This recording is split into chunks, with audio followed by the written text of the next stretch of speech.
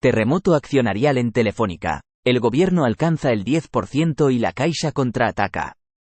Ni la celebración del centenario de la compañía ha conseguido ponerle freno al baile de acciones que lleva sufriendo Telefónica desde hace meses.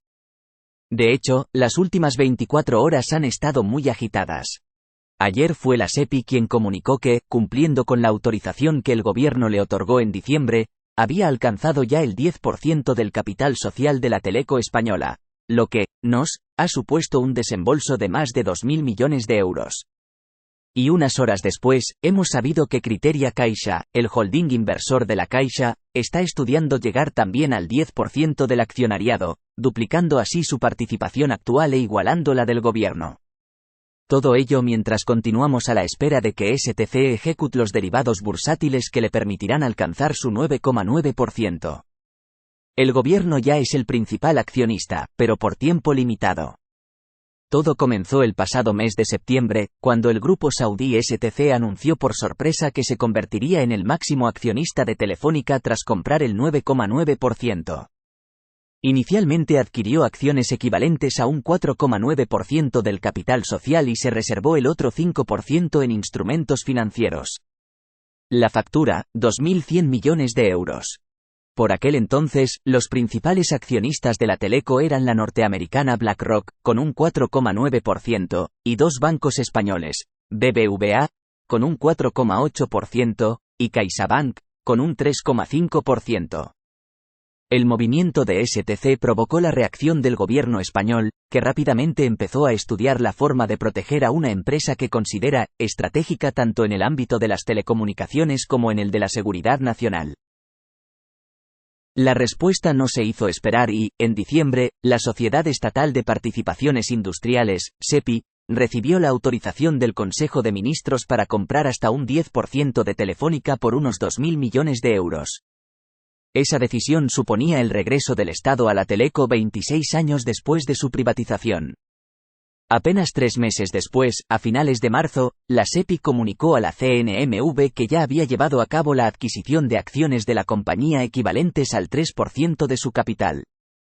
Además, confirmó sus intenciones de alcanzar ese 10%, lo antes posible, y de solicitar un asiento en el Consejo de Telefónica. Al mismo tiempo, CaixaBank decidió reducir del 3,51 al 2,51% su participación, en beneficio de Criteria Caixa, que a primeros de abril alcanzó una participación del 5,007% en Telefónica, casi el doble del 2,67% que tenía hasta entonces. Con ello, Criteria Caixa pasaba a ser el principal accionista de la Teleco, por delante de STC, 4,9%, BBVA, 4,83%, y BlackRock, 4,8%. Sumando el 2,51% de CaixaBank, el grupo Caixa controlaba un 7,5% del capital. Fue entonces cuando la SEPI, que había asegurado que la compra de acciones se haría de forma progresiva para minimizar el impacto en la cotización, decidió pisar el acelerador. A mediados de abril, alcanzó una participación del 5,034%, superando el 5,007% anunciado por Criteria Caixa la semana anterior y convirtiendo al Estado en el principal accionista de Telefónica. Hace unos días, la SEPI comunicó a la CNMV que ya poseía acciones equivalentes al 8% del capital de Telefónica, y ayer mismo informó que había logrado alcanzar el objetivo del 10%. En total, más de 567 millones de acciones por un precio medio de unos 4,295 euros por acción, o lo que es lo mismo, una inversión total de casi 2.285 millones de euros de las arcas públicas. Casi nada.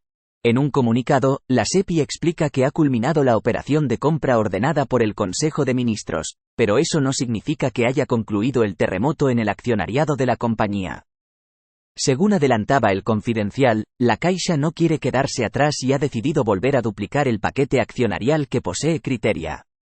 A partir de junio, iniciará la compra de acciones para pasar del 5,007% al 10%, el mismo porcentaje que acaba de lograr el Ejecutivo. Cuando ese proceso finalice, tendremos dos accionistas principales en Telefónica con un 10% cada uno, la SEPI y Criteria Caixa, ligeramente por delante del 9,9% de STC. Y eso que hace unos meses, ningún accionista llegaba al 5%.